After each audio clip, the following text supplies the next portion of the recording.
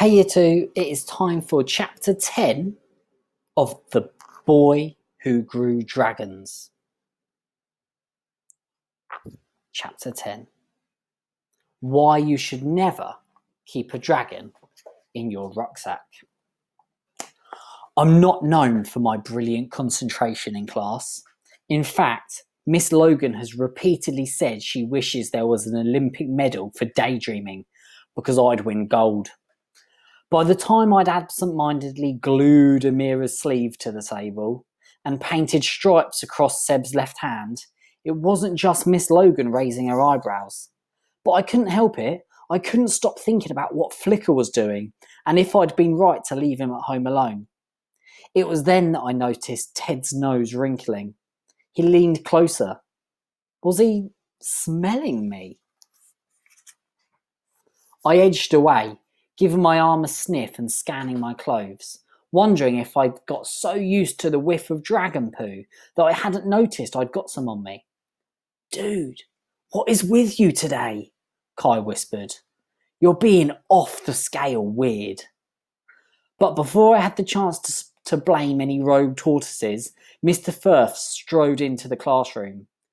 "Ready for the rounders competition, Miss Logan?" he bellowed. "We've been looking forward to this all term. I hope you've had your class working on their skills after last term's netball fiasco."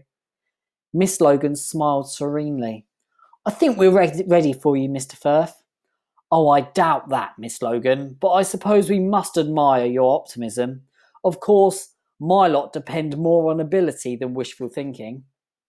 Anyway, the match has been scheduled for 2 p.m. I'll be taking Lightning class out for warm-up beforehand. You're welcome to join us if you don't think we'll scare the opposition." From the look he gave us, as he said the word opposition, it was clear he didn't think we were qualified as a serious threat. He didn't throw back his head like some dastardly villain and scoff outright, but we all knew Mr. Firth thought his class was going to wipe the floor with us. And even Miss Logan didn't look quite so serene after he left. I could tell Ted, Kat and Kai wanted to quiz me properly when we were on our way out of class, so I hung on behind, pretending I'd lost my pen under the table. Part of me would have liked to tell them everything, but another part wanted to keep Flickers all to myself. I'd never had anything as cool as Flicker before, and I wasn't sure I was ready to share him. Not yet. But I was beginning to realise that, with my terrible lying skills, keeping him a secret might not be as easy as I thought. The exploding poo didn't help either. It happened while we were getting into our PE kits. I lifted out my shorts and my heart sank. There were dark scorch marks across the bum, but it was the smell that everyone else noticed first. One of Flicker's dried up poos had exploded, covering every inch of the bag. Liam screwed up his nose. "Ugh, miss, something smells." He looked in my direction, and I think it might be coming from over there. It was one of those times you wish you had a pop-up black hole in your pocket, ready to swallow you up. "I think Thomas has had an accident, miss," he said, pretending to whisper behind his hand, but actually saying it loud enough for Class 3 to hear. Class 3 were 2 doors away. Liam was just loving this. I looked to Ted and Kai, but even they were backing away. I stuffed the shorts back inside my bag, cringing.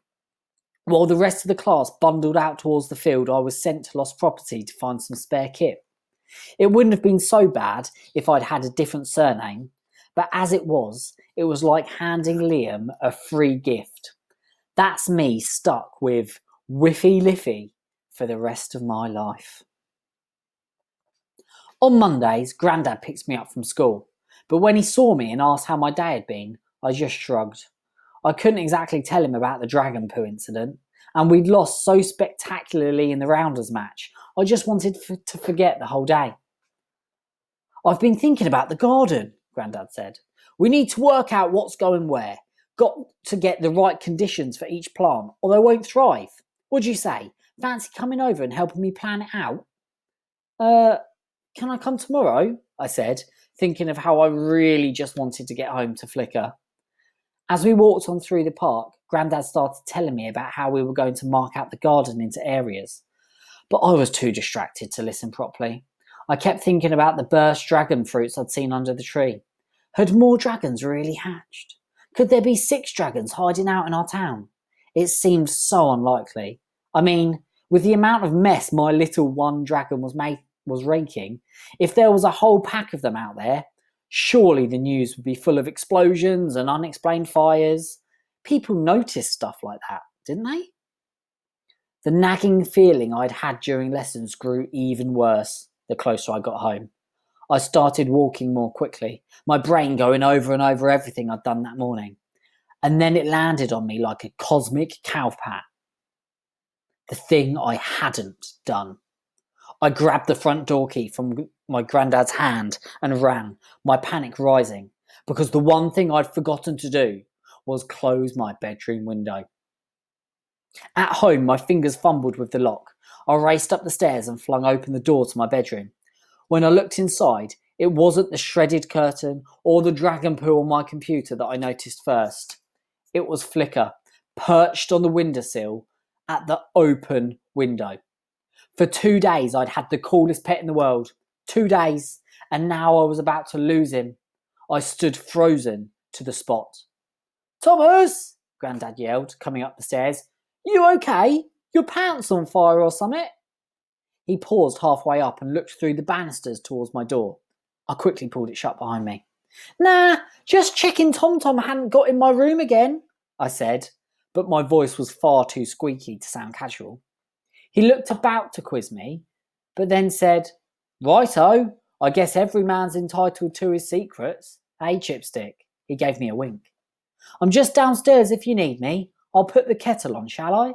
"Yeah, great, thanks, good idea," I said, already disappearing back into my room. With the bedroom door safely closed, I turned to face the little dragon. He was still on the windowsill, staring up at the sky, his tail flicking from side to side. "Flicker," I whispered desperately.